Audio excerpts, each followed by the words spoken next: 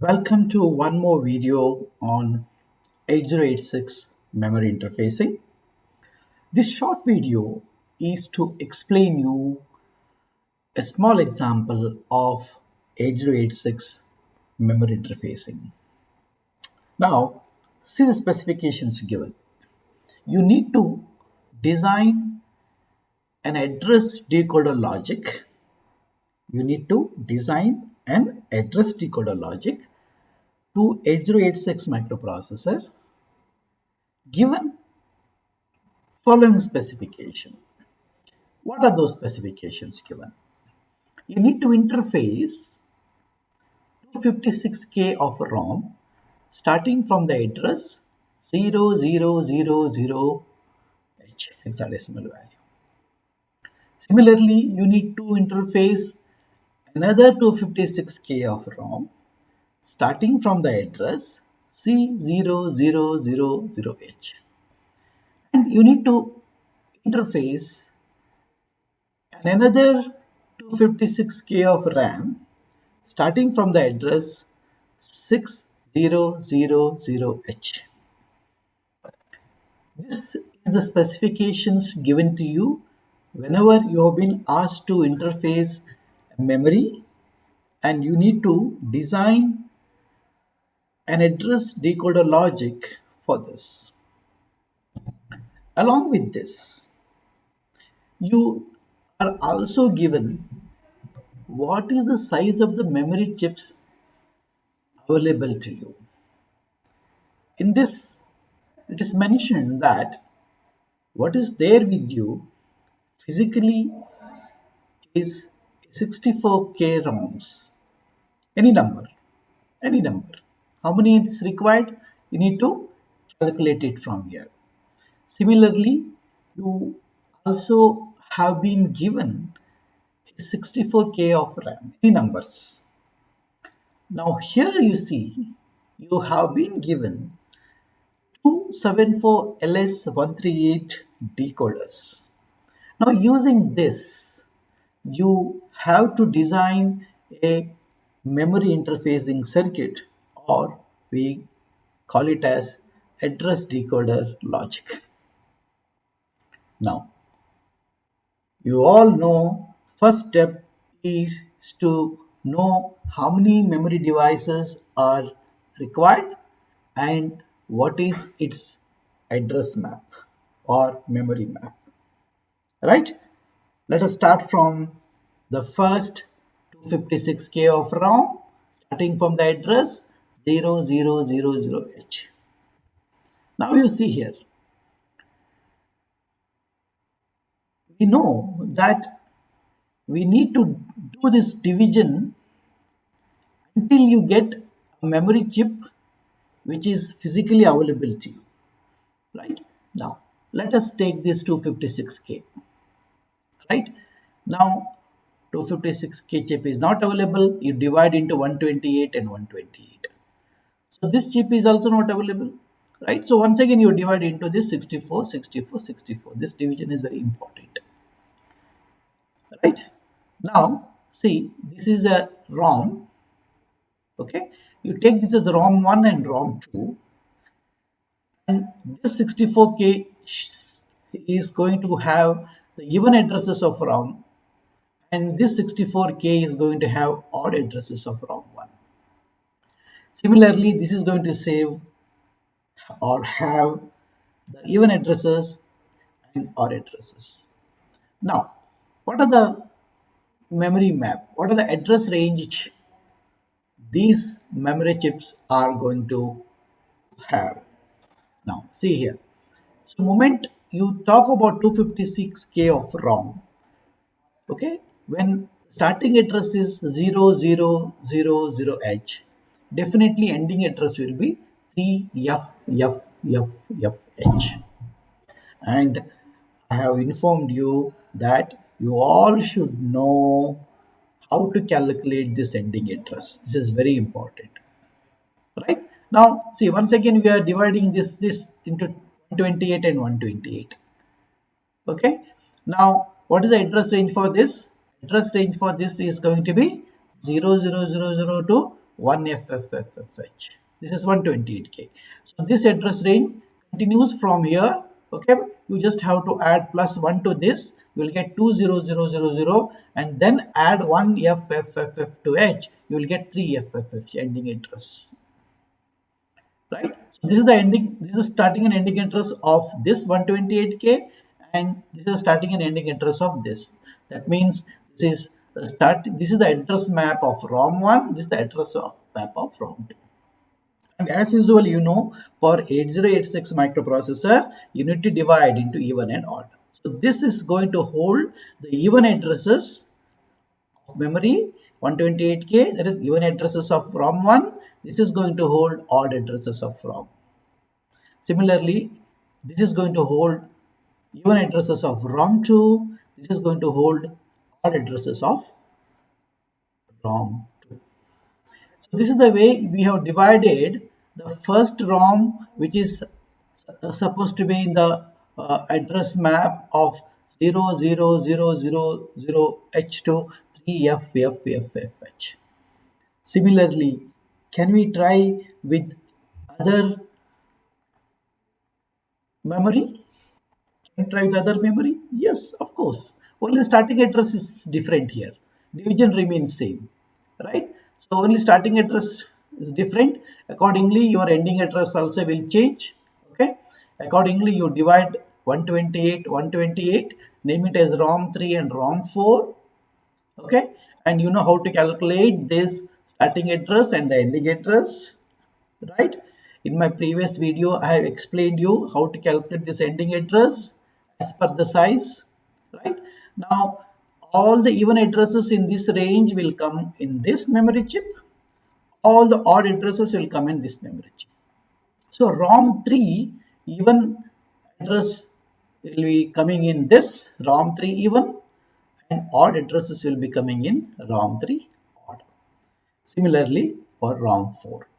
ROM4 even will come here, ROM4 odd will come here, which you can clearly see here. See, odd addresses in this range. Okay, starting from C000, C00002, 4, and DFFFE. So here odd addresses will come like C0001, C0003, C0005 till DFFFH. So all of you understood about this because this is a routine process, and the first step towards the memory design, you need to remember this. Similarly, RAM. You have only two RAMs in this, and the RAM size is 256K. Okay, and it starts from the address 60000H, and then ending address is 9FFFH. You know how to calculate this. This is very important. Get it clarified by my previous video where I have told you how to calculate this indicators. Once again, divide 128 here, and this 128 will have the address map starting from 6000H to 7FFFH according to the size. Similarly, continuation from here 80000 to 9FFFH. Now this is the RAM 1, RAM 2. Okay, now see what is available in your hand is 64K RAM only, so you have to divide until 64K. Okay, now this 64K is going to hold all even addresses of this RAM 1, and this 64K memory chip is going to hold all the odd addresses of RAM 1. Similarly for RAM 2. So this division is very important towards the better design of address decoder logic for 8086 microprocessor. Given the specifications like this completes almost 40% of your design. What next? Table. Write the table. Okay. Now, ROM1. Write the table for ROM1. Okay. Table for ROM2. Table for ROM3. Table for ROM4, RAM1, and RAM2. Right? So what this table shows? It shows the starting address and the ending address. So here we are writing that in synchronization with this address lines. Okay? So in synchronization the address lines A19 to A0, or we call it as address bit A19 to A0, we are writing this starting and ending address. Say this is the ROM 1, okay? So ROM 1 address, starting address is 00000, okay? Ending address is 1FFFF, right? And in that you have both even and odd, okay? You have both even and odd in that range, okay? Right? So this is actually 128K. In that you have both even and odd addresses divided among 64 KB of ROM. Okay. Similarly, you write this table for ROM 2, write this table for ROM 3, ROM 4, okay, RAM 1 and RAM 2. This table is very important. Okay. Now, what are you going to identify from this table? You need to identify different inputs to your address decoder logic, and also you're going to identify which are the address lines goes directly to the memory chip. Okay, now here you see memory chip is 64 KB, right? So for 64 KB, how many address lines are required? You have a memory which is having 64 KB, 64K locations. For 64K locations, okay, how many address lines are required, which goes directly into the memory chip, right? See, the given memory chip is 64 KB. The 64 KB memory chip is having its own address lines, right? Which has to be given input from the address lines of the microprocessor. So we have to first identify which are the address lines from microprocessor goes directly into the address lines of the memory chip, right? Now let us start from A0. If at all we are using A0 to separate your even and odd memory bank, that is booked, right? That is used. So we cannot use A0 now. Now remaining lines you have to use for address lines and also as a input to the decoder logic, right? Okay. Now see here, your 64 KB RAM requires 16, 64 KB is 2 to the power of 16, right? It requires 16 address lines. That means 16 address lines from the microprocessor will go directly to the memory chip. Okay, right? What are those address lines? Now, if you see this, if you observe this table, A1 to A16, right? A1 to A16, you see it's all 0 0 0 0 0 1 1 1 1 1 here. Can you see here? Right? It's all 0 0 0. For this ROM 2 also, it is 0 0 0 0 0 0 and all 1 1 1 1 1. Everywhere you see your A1 to A16, if you see here to here, it's all 0, and here it's all 0, 1 1 1 1 1. You have to identify those lines which goes directly into the memory chip, right? Have you understood this? Okay. So we have observed from this table that A0 goes as a selection line to separate even and odd memory bank, and A1 to A16 will go directly as an input to the address lines of the memory chip. Remaining line A19, A18, A17 we can use as an input to the decoder logic. Hope you know from previous examples. We have to identify, now we have only three lines remaining. Only three lines remaining. Right? See, A0 is used for separating your even and odd memory bank. Okay. A1 to A16 is actually has gone to input the address lines of the memory chip, 64 KB memory chip, and only this is now remaining. Now you check whether these three lines are same for ROM 1, and it is actually an unique combination for ROM 2, ROM 3, ROM 4, RAM 1 and RAM 2. Now you check here, right? Now see, for ROM 1, your A19, A18, A17 is 0000, right? Similarly, for ROM 2, these three lines are 001. It is same.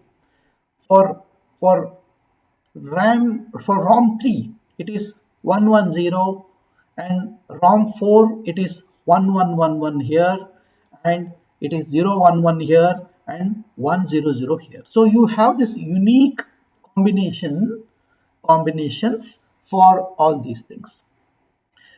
Looking at this, you can immediately decide that A19, A18, and A17, okay, is going as an input for decoder logic, that is 75LS138 decoder logic, right? So this is going as an input decoder logic.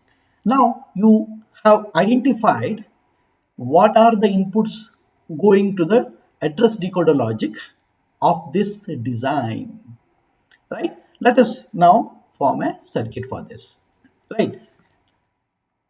You already know, right, what are the things given to you. You have been given an 8086 microprocessor, okay? You have been given two 75LS138s, okay? You have been given two 75LS138, and you have been given 64 KB ROMs and 64 KB RAMs, any numbers, right? And you know what are the ROM and RAMs required now. From the previous slide, you know, for 256K, okay? So for this 256K, you need 4 ROMs. Here also you need 4 ROMs. So this is your ROM 1. This is your ROM 1, even, ROM 1 odd, ROM 2 even, ROM 2 odd. Similarly, you have ROM 3 even, ROM 3 odd, ROM 4 even, ROM 4 odd, RAM 1 even, okay, RAM 1 odd, RAM even, RAM 2 odd. So this much device is required. So since you have two separate even and odd memory bank, that's why we can just put it in this one small block here. All these are 64K ROMs, okay, and 64K RAMs. You have even memory bank. This is a separate even memory bank, okay. All these are even, holds even addresses. All these holds odd addresses. Now how to make a connection for this now? See here, as usual, it is been seen from previous table that A19, A18, A17 is going as an input to this decoder. Okay, A19, A18, A17 is going as an input to the decoder, because this is what going to separate your ROM 1, ROM 2, ROM 3, ROM 4, and RAM 1 and RAM 2. Okay, then you have the separation between even and odd memory bank. Okay, so how does this 74LS138 is selected based on even and odd address? Listen here. See, this G1 is supposed to be 1. This is supposed to be 0, 0 to select this chip. Similarly, G1 is 1. This is actually 0, 0 to select this chip. Now, how these chips are alternatively selected, okay, based on the address generated. See here, this we are giving permanently to VCC, okay, it's 1. This we are giving permanently to the ground because there's a requirement, but this we are given A0. This we are given A0, okay. Now you see, this G2A we are given bus I enable, right? So clearly I told you in my previous lecture that this is going to select the odd address bank, this is going to select the even address bank, right? That means whenever 0 here, right, whenever A0 is 0, this chip will be selected, okay. So whenever odd address is generated, your A0 is going to be 1, right? When A0 is 1, since you're getting 1 here, this chip will not be selected. Similarly, whenever you generate even address, okay, your bus high enable, okay. Whenever you generate odd address, definitely this will not be selected. Whenever you generate odd address, listen carefully. Whenever you generate odd address, okay, bus high enable goes low. You know it, right? So when bus enable goes low, this gets 0. This is already 1. This is 0. This chip will be selected. That means now when you give the connection, okay, now you see whenever A19, A18, A17 is 0000, you know that it is for ROM 1 even or odd. Yes or no? Right? Similarly, whenever you generate 001, it is for ROM 2, which is quite evident from the previous table. Okay. Similarly, you see here, whenever you generate 110, it is for ROM 3. Whenever you generate the 111, it is for ROM 4. Similarly, you have this connection. Okay. So how do you get this connection?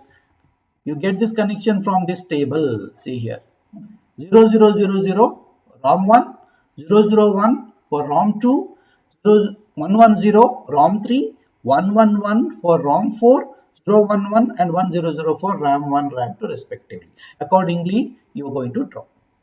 Okay, see, ROM 1, it is 000. Of course, even and odd will be separated through A0 and bus I enable. Okay, now similarly, see here, this is for ROM 2, this is for ROM 3, okay, and ROM 4 is 110 from previous table, and RAM 1 is, it is 011 and it is 100 for RAM. All these outputs will go to the chip select. Okay. Now suppose if an even address is generated, now what which bank it should select? It should select even bank. This is the even bank. It should select an even bank. Okay. Now see, whenever even address is generated, A0 becomes 0, right? Understood? Okay. And bus I enable is 1 whenever even address is generated. Okay. So what will happen? Definitely for all even addresses, it will choose this, through this decoder, it will choose the even memory bank only. Right? Okay. Now similarly, now you see, whenever you microprocessor generates an odd address, what will happen? Bus enable will go low. Odd address means A1 is 1, this will not be selected, this will be selected. So all the odd memory bank will be selected according to the address generated. This is what the design, this is the complete design of the memory interfacing or address decoder logic for 8386 microprocessor as per the given specification. Okay.